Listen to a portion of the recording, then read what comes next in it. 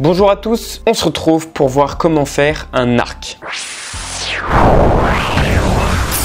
Quand on fait une histoire, il se peut que le héros ait besoin de vivre beaucoup d'épreuves pour être ensuite en mesure de réaliser son rêve. Et qui dit longue histoire dit être possiblement amené à créer des arcs. Cette vidéo est complémentaire à ma vidéo sur la création d'histoires. Un arc, c'est une histoire dans l'histoire principale. Explication. Je suis un pirate qui cherche un trésor. C'est mon objectif principal.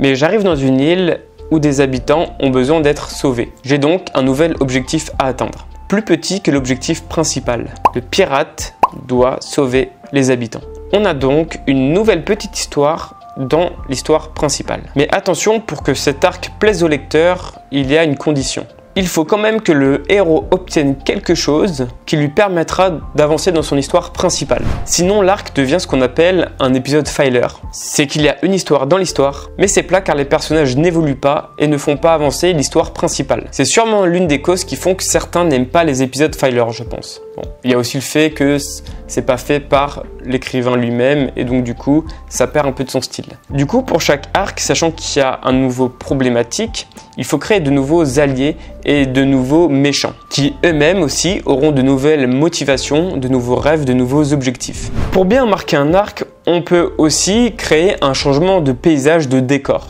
Attention, je vais mettre en garde sur quelque chose. Les maisons d'édition françaises sont un peu frileuses des histoires trop longues, et si on veut se faire éditer en France, il ne faut pas faire trop d'arcs, presque un seul tome suffit au début. C'est un des retours négatifs que j'ai eu quand j'ai envoyé mon manga God Diamond pour se faire éditer. J'avais une histoire trop longue à proposer. Bon, évidemment, si on fait de l'auto-édition sur un site, on peut se faire plaisir.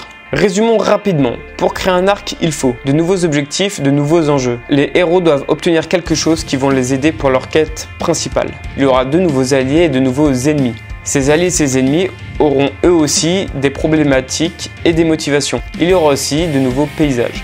Attention aux histoires trop longues en France. Voilà, amusez-vous bien à créer vos arcs. On se dit à la prochaine pour un nouveau tuto. Ciao!